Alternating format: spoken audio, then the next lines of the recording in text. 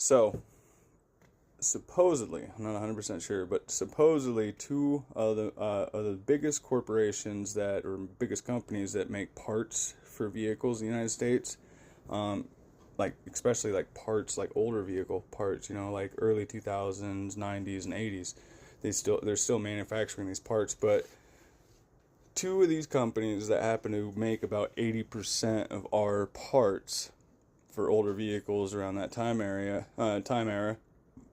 have declared bankruptcy, and supposedly they're not going to open their doors again, right? So they're going to stop making parts for all these vehicles that we have.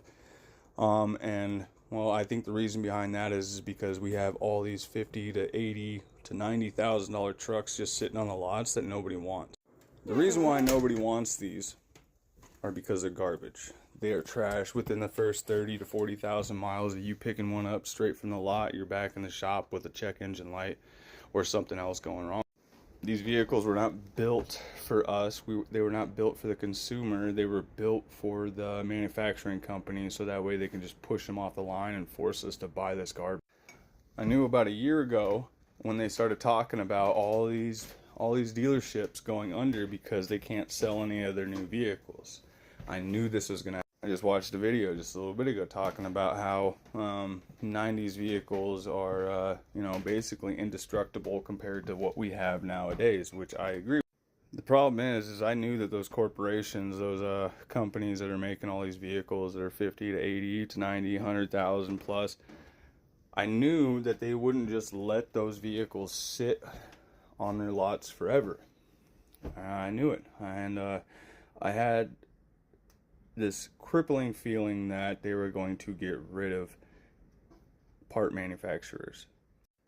Lo and behold, what do I find? I find that that's exactly what they're doing. 80%, two companies that make up 80% of the parts that we get, that we need, that we rely on for our vehicles, are no longer going to be manufacturing any more parts because they had to declare bankruptcy.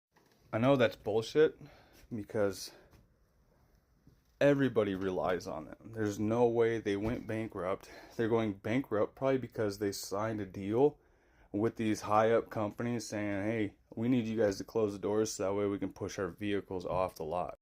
It all goes back to Agenda 21. I don't know if you guys have read into Agenda 21. Now it's called Agenda 2030. But I read into it back in 2014, and it was pretty scary. Like, they were talking about us owning nothing and being happy. Well, you fast forward to today, and guess what? We really don't own anything. The government owns 1/10 of our house, or the state does. The state owns 1/10 of all our vehicles that we register.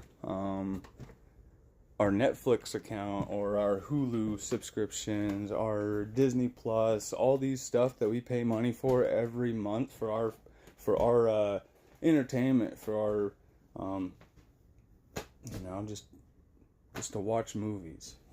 We pay all this money every month. We can have this subscription for 10 years, and as soon as we forget to pay or we can't pay it 1 month, they take it away from you. Our music is the same way now. We used to be able to burn CDs and walk down the street with our favorite mixtape that we made ourselves, and they made sure to get rid of that because, well, there's no profit in it. They're gonna sell us key fobs for our vehicle that only go with our phone. So we're gonna have like keyless vehicles here pretty soon, and we're gonna have to pay for an app in order to start our fucking vehicle every month. We're gonna have to pay it, or else our vehicle won't run. And on top of that, how long do you think it's going to be until we say something they don't like where our vehicle just won't start regardless if we paid our tab or not? This is the one opportunity you got right now. If you have a 90s vehicle and you want to keep a good vehicle, you don't have to pay an arm and a leg for a vehicle that is going to get you off the lot for maybe 2 or 3 months before you got to put it back in the shop. You need to start stocking up all of the parts for your vehicle right now. Right fucking now. And I'm talking about every part. It doesn't matter how small you think it is. Just start saving up by part. Like every paycheck, buy a part. buy a cheap part, maybe wait a couple paychecks and then buy a little bit more of an expensive part. But you need to start stockpiling parts for your vehicle right now, or else you're going to be fucked. And the only way you're going to be able to get a vehicle is if you go take out a loan and sell your soul.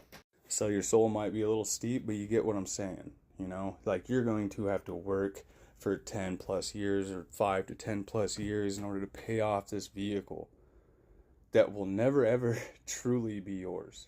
If you got a good running 90s vehicle, keep it good running. 80s vehicle, late 80s, early 2000s, keep it running. Buy the parts. If it doesn't have a computer chip in it, doesn't really have that much of a brain behind it, you need to start stocking all your parts you can right now. I'm telling you, they're going to make it impossible for us to just continue using the same vehicle year after year. If you want to do that, you're going to have to stock all those parts right now. Like, as soon as you possibly can. Just start ASAP.